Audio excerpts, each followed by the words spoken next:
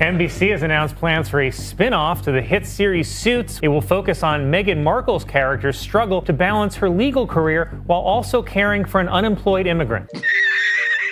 Like, my life was so hard. Everybody's life is hard. Yeah, you were the prince of a true. goddamn country who dressed up as a fucking Nazi, and now you're trying to come back as the Pope? Suck it. Now for the tricky part. Place in microwave. What is microwave? I don't think we have any of that. Are you fucking dumb? It's a microwave, silly. Don't talk to me like that, you bitch! I'm a fucking duchess! Shake that off! Oh! Damn! If you had lunch with Meghan Markle, you'd be stunned at how dumb she was. Not because she's black, because I wouldn't think she was black if I looked at her, because she's an actress who was on the show Suits. Meghan Markle just locked in a title she probably wasn't aiming for. Most hated person in 2025. You heard that right. This woman went from forgettable actress to duchess and somehow turned every single person in the entertainment industry against her faster than anyone thought possible. Late night hosts, comedians, satirists, they all made her their favorite target. And let's be honest, she brought every single roast on herself. So today we're going through all the celebrities who helped Meghan earn this title she truly deserves. And we're starting with the comedian who finally said what the whole world was thinking but nobody dared to say. Chris Rock didn't just make fun of Meghan, he took her entire victim story and ripped it to shreds in minutes. Gone on Oprah, I didn't know. I had no idea how racist they were. It's the royal family. You didn't Google these motherfuckers? This woman married into a monarchy that's been around for centuries and then acted completely shocked when they had baggage. Chris saw right through it. What the f is she talking about? She didn't know. The fuck? It's the royal family. They're the original racists. These people have been a problem since forever. Acting surprised is like signing up with the cartel and being upset when crimes happen. That's like marrying into the Budweiser family and going, they drink a lot. This motherfucker's invested in slavery like it was Shark Tank.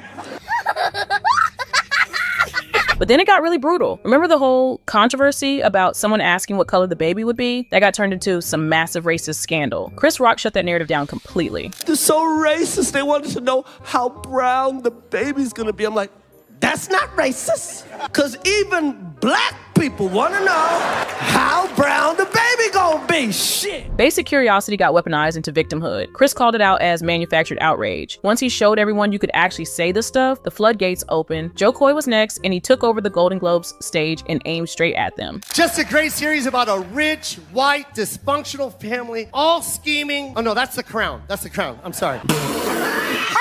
One sentence and Joe Coy captured everything about them. A rich, dysfunctional family minus anything interesting to actually watch. How great was Imelda Staunton in The Crown? Wasn't she amazing? Her portrayal of the Queen was so good, Prince Harry called her for it and asked her for money. Hosts at award shows usually play nice. Joe Coy threw that rule book out the window. Turns out Prince Harry and Meghan Markle will still get paid millions of dollars for doing absolutely nothing.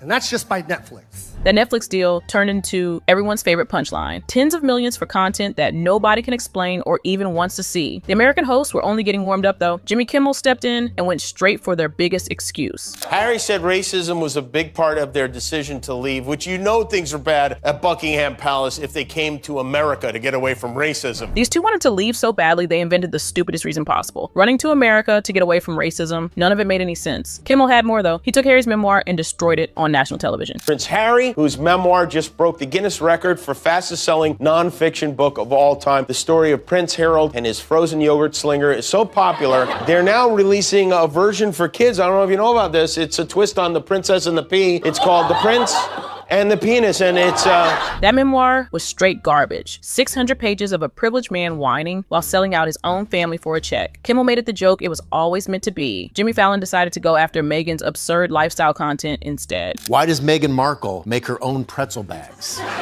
They don't know why. That's interesting. She takes it from one bag and puts it in another bag. There's another bag. And that confuses people. This, we're just gonna put into a different bag. That pretzel bag moment became legendary for all the wrong reasons. This is what happens when rich people lose touch with reality completely. The 60 Minutes interview was a great chance to hear Harry and Meghan's story in case you missed their 2-hour sit-down with Oprah or their 6-part Netflix documentary. Interview after interview after interview. Oprah wasn't enough for them. The Netflix series wasn't enough. Then they needed 60 Minutes too. You could smell the desperation from a mile away. Stephen Colbert wanted in on the action too. Meghan Markle has finally revealed why she and Prince Harry call each other M and H. And he'll say M and you'll say H and your friends say M and it just is a thing. It's a thing. And do you both love it? Yes, and I like nicknames a lot. What could it be? A mystery for the ages. H and M. They call each other H and M like they're trying to build a brand. Those nicknames were painfully forced, trying so hard to seem normal while being the complete opposite. Colin Jost actually got there early and called Meghan out before most others did. President Trump also announced a new trade deal with the UK that will reopen British markets for American companies. All that Britain demands in return is that we keep these two. No! No! I refuse! I'm sick of it! Nobody actually wants these two around. America doesn't want them here. Britain sure as hell doesn't want them back. They're floating in no man's land with zero options. Elon built electric cars. He's going to Mars. Why is he even involving himself with Twitter? It would be like if the Prince of England gave it all up just to marry an actor from Suits. Harry threw away his entire life for a woman nobody really knew before him. That marriage didn't raise him up. It erased whatever relevance he still had. NBC has announced plans for a spin-off to the hit series Suits. It will focus on Meghan Markle's character's struggle to balance her legal career while also caring for an unemployed immigrant. The moment SNL turns your marriage into a sitcom concept, you know you've become a national joke. Trevor Noah had a different take though. At first, he actually had Meghan's back and was roasting the royals instead. And I know some people are disappointed by the name Archie, but there's one person who's super excited, the Queen. Yeah, because you know for the last 9 months, she's been like, please don't be Jamal, please don't be Jamal, please don't be Jamal. He was cracking jokes about the royal family and calling out all their obvious problems. Trevor wasn't coming for Meghan at this point. He was actually defending her. Queen summoned everyone to a private meeting. Everyone attended except Meghan Markle. And I'll be honest, I don't blame Meghan for not going because nothing good happens when white people invite you to the countryside. We've all seen Get Out. We know how this shit ends. Give me those keys. Rose, now! Now, the keys! Oh, be careful, bro. You know I can't give you the keys, right, babe? Then his whole perspective changed. Prince Harry really did that. At a movie premiere last year, he asked the CEO of Disney to hook his wife up with voiceovers. There's Harry at a movie premiere, working the room, trying to get his wife a voiceover deal with Disney executives. That's when Trevor realized what was really going on. You gotta admit, the monarchy has fallen off, right? No, because back in the day, it used to be like, if you marry my daughter, I'll give you Burgundy. Back in the day, royal marriages meant something. Land exchanges, political alliances, real power moves across entire continents. That was why you married into royalty. Now it's about trying to get Bob Iger to put you in The Lion King. And now it's like, my wife actually does a pretty good Timon. You should hear her. Come on, baby, do the thing. Hakuna Matata, do the thing. Trevor started as a defender and ended as a critic the moment he spotted the hustle. From building empires to begging for Disney gigs. What a fall. Bill Maher went deeper and started breaking down the actual problem. They want it both ways. You know, you can't be, these people were so mean to us and poor us, and we don't want all this attention, and then let me write a book about how much we don't want attention. You write an entire book about how much you hate attention and then do a full press tour for that same book. Make it make sense. They just strike me as creatures of that generation. You know, you're just fragile. Just take a hint from the Queen, the recently departed. Never complain, never explain, and rarely be heard speaking in public. The Queen got something Harry and Meghan will never understand. Real dignity means keeping your mouth shut, not running to every camera you can find. You're complaining about your hard life, and you're so privileged. It's just so weird. It's ridiculous. I totally agree. Sitting in a Montecito mansion crying about how tough life is. The lack of self-awareness is honestly impressive. And I will not bend the knee and just go along with the nonsense. That's what's so annoying about them. The most of all, they insist that you go along with their nonsense and their insanity and their fragility. Bill nailed it, and I think most people watching this feel exactly the same. Nobody's gonna bow down to her drama just because she expects us to. Nikki Glaser came at it differently and basically did a full psychological breakdown of Meghan. She wants to be famous. She found the guy to make her the most famous in the world, and now she's over there and she's like, oh, this isn't what I thought What's the point of being famous in a castle every day? She landed the one man on earth who could make her more famous than Hollywood ever could. Goal achieved. If she didn't marry him, she would be on The Bachelor this season, fighting for Prince. She would be Megan M. from Sherman Oaks barista. She just got lucky. Take Harry out of the picture, and she's competing for screen time on The Bachelor. That marriage was a business decision disguised as a love story. American hosts made it crystal clear what was happening, but the British comedians, they came for blood. Jimmy Carr kicked things off with the one contradiction that nobody could deny. I said Meghan Markle is, of course, a lifelong feminist, which she's demonstrated by marrying a prince and giving up her job. Her whole identity was built on feminism. Then a prince looks her way, and suddenly she drops her career instantly. You can't make this stuff up. The royal family, right, if you can imagine, they're like our Kardashian. Prince Harry is very much our Kanye. He occasionally dresses as a Nazi, and he f***ed up. Harry's past isn't going anywhere no matter how much PR he throws at it. That costume photo is following him to the grave. Harry and Meghan say they'd now like to split their time between spending your money in the UK and spending your money in Canada. British taxpayers were funding Meghan's lifestyle while she went around complaining about how difficult her life was. People were furious. Kelly Osbourne had zero intention of holding back either. I think Harry's a twat. He's a whining, whinging, complaining, woe is me, I'm the only one that's ever had mental problems. She shattered the whole victim act in about 10 seconds. Everybody deals with hard times. Crying about yours while living in a mansion doesn't make you relatable. It makes you unbearable. Like, my life was so hard. Everybody's f***ing life is hard. Yeah, you were true. the prince of a goddamn country who dressed up as a f***ing Nazi, and now you're trying to come back as the Pope? Suck it. PR campaigns don't erase history. Those photos are out there forever, and people don't forget that easily. Simon Brodkin decided to actually give them a fair shot and sat through their whole Netflix documentary. I watched the Harry and Meghan Netflix documentary. Now, I'll be honest with you, before I watched it, I was not a fan of theirs. But now I've actually heard their side of the story, I hate them.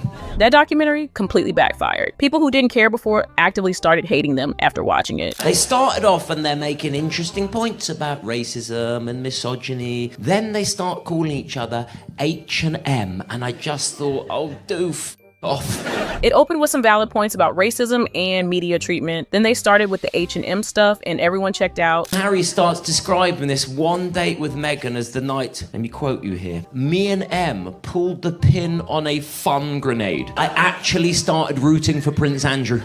Harry's way of describing things is so dramatically cringe that it actually makes you feel bad for the worst royals. That takes effort. Harry says, how do you explain to someone who's just started dating that they have to curtsy to your own grandmother? How do you explain that you bow to your grandmother and that you will need to curtsy, especially to an American? Like, that's weird. And I'm thinking, maybe just tell her that your grandmother is the queen. Understanding royal protocol is not complicated. Your boyfriend's grandmother runs an entire country. Maybe learn the basics before you propose. They were complaining that to pay for their own security. They were not happy about that. Yeah, they were very worried about their safety, which I get that aspect of things. After 6 episodes, I wanted to attack them. When your content is so bad that people start sympathizing with security threats over you, that's a talent nobody asked for. British comedians made this personal. Pure anger. These two trashed the monarchy, held onto their titles, then ran away while playing the victim card. Conan O'Brien found his own angle and turned their wax figures into comedy gold. Now, I was curious what they did with Harry and Meghan's wax figures, so I found the museum employee who's temporarily storing them. Conan figured out how to roast them without them even being there. Oliver, you have generously offered to keep the wax figures of Harry and Meghan safe. Yeah, that's correct. And if I may, I would just like to say that I'm definitely not using the wax figures for sex stuff. Perfect setup. Weird enough to land as a joke, real enough to actually hurt. They are in a loving home, and I treat them better than the museum ever did. They didn't appreciate Meghan's soft hands or Harry's supple lips. When even your wax statues become a punchline, your public image has officially collapsed. Then he came for Meghan's jam venture. He got out of copping and then became a food broker, which we're like, come on, that's what? CIA, right? Yes. And he's like, no, I really am a middleman for jars of jam. He works for Meghan Markle. Yes. My Really dad- tiny jams, harvestable jams. Yes, exactly. Made from the oils of Montecito. That jam business tells you everything you need to know about Meghan. Overpriced products nobody wants while pretending to be down to earth. It's the perfect summary of her entire brand. Then John Oliver showed up. Think about how insufferable you need to be for someone as measured as John Oliver to take shots at you. I don't think they will change because I don't think they have the capacity to, but they obviously should. When a guy known for being careful and analytical says you're simply incapable of growth, that's not comedy anymore. That's an assessment. The most neutral comedian in the game basically confirmed what everybody already suspected. Professional comedians weren't the end of it though. The internet made her into a meme that won't die. Spitting Image put together the most savage Meghan content ever created. Then it all disappeared. Word is, legal threats forced them to take everything down. But we tracked down what they tried to bury. I'm Megan Sussex, and I'm a good person.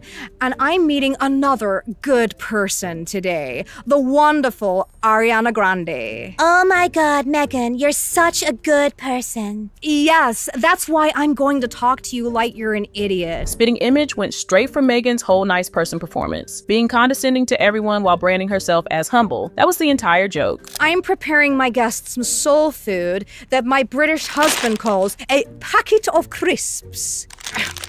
Can be a tricky dish to master, especially when a packet is being a fucking Oh my God, you've been knocked down by the crisps. So vulnerable. I love it. I'm just down here holding space. And now, the finishing touches. A flower. Her Netflix cooking show got the puppet treatment. Soul food that's literally a bag of chips with a flower stuck on top, repackaging the most basic things as premium lifestyle content. That's the whole scam in one image. Like and subscribe to learn how to breathe. How, as a finishing touch, sticking flowers on anything means you made it with love. And I share the secret to a happy marriage. Fuck's sake, H! Don't make me get the electric collar out. Sorry, love. I think my arm's gone dead. Tutorials on how to breathe, flowers on everything to show love. They took normal human functions and monetized them as life advice. The ridiculousness explained itself. Now for the tricky part. Place in microwave.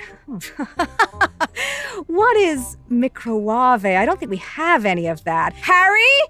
Do we have any microwave? It's a microwave, silly. Don't talk to me like that, you bitch! I'm a fucking duchess! Ugh! Shake that off! Oh! This is probably the moment that got everything banned. Meghan controlling Harry, shown through puppets, the real personality slipping through. Somebody with power wanted this gone. In California, we're just a regular couple living close to Oprah and far from the paparazzi. But not too far. A house near Oprah, but they want privacy, apparently. Close enough to celebrities, away from cameras, but not too away when they need the press. The double standard was impossible to miss. The best thing is, no more following Granny's rules. Don't wear your pants on your head, Harry. Don't bath on the butler, Harry. If I want to play polo in my living room, who's gonna stop me? Stop that. Right away, Megs. Every single scene showed Harry being controlled while Meghan expanded her empire. Exposing that dynamic through puppets landed harder than any direct attack ever could. Spitting Image are absolute geniuses at satire, and seeing them silenced like this is honestly heartbreaking. Nothing's been confirmed, but I bet money Meghan was behind it. They tried pulling the same thing with South Park and failed miserably. That show's way too big to bully. Spitting Image was a softer target and everything just vanished. But here's the thing about trying to erase content. It only makes people want to find it more. South Park looked at all the hypocrisy and built an entire episode around it. So let me start with you, Sam. You've lived a life with the royal family, you've had everything handed to you, but you say your life has been hard, and now you've written all about it in your new book, Wah. That memoir got turned into an actual joke. South Park repackaged Harry's whining into a children's book about complaining. We just want to be normal people. All this attention is so hard. Isn't it true, sir, that your questionable wife has her own TV show and hangs out with celebrities and does fashion magazines? They nailed the setup, screaming about wanting a normal life while taking every media opportunity that comes their way. What are you suggesting? Well, I just think some people might say that your Instagram-loving wife actually doesn't want her privacy. How dare you, sir? My Instagram-loving wife has always wanted her privacy! The hypocrisy was right there in the open, demanding privacy while doing covers for magazines and television specials. South Park pointed out the obvious and didn't flinch. To hell with Canada! We are leaving! We'll go find some quiet place where we can be normal people! Come on, wife!